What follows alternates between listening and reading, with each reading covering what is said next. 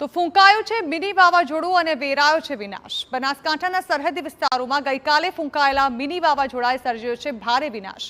ભારે વરસાદને પગલે રેલ નદીમાં પૂરની સ્થિતિ સર્જાઈ અને પૂરના પાણી બન્યા આફતનું કારણ। રેલ નદીના પાણી ફરી વળતા અનેક રસ્તાઓ ધોવાયા છે અને અનેક ગામોનો સંપર્ક તૂટ્યો છે। થરાદના ડુવાથી પાવડાસણ વચ્ચે રસ્તો ધોવાતા બંને ગામ સંપર્ક વિહોણા બની ગયા છે।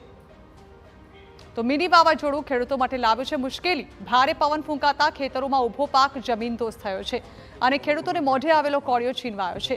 ખેડૂતોને સારા વરસાદ બાદ ચોમાસુ પાકમાં સારા ઉત્પાદનની આશા હતી। જો કે સપ્ટેમ્બરમાં ખાબકેલા સાંબેલાધાર વરસાદે થરાદ ધાનેરા પંથકમાં બાજરી સહિતના પાકને નુકસાન પહોંચ્યું છે।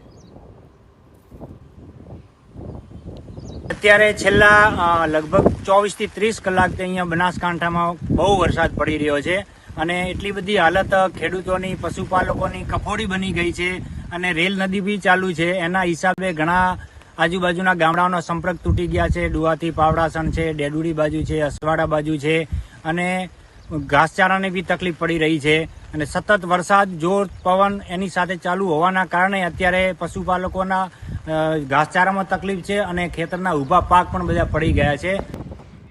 તો બનાસકાંઠામાં થરાદના ગામો જળબંબાકાર થઈ ચૂક્યા છે। વજેગઠ, ખાનપુર, જોધલા ગામોના ખેતરો બેટમાં ફેરવાયા। 12 ઇંચથી વધુ વરસાદ પડતા થરાદ તાલુકો પાણી થયો છે। બાજરી, મગફળી સહિતના પાક પાણીમાં ડૂબી ગયા છે। ખેતરો બેટમાં ફેરવાતા વાવેતર કરેલો પાક ડૂબ્યો છે।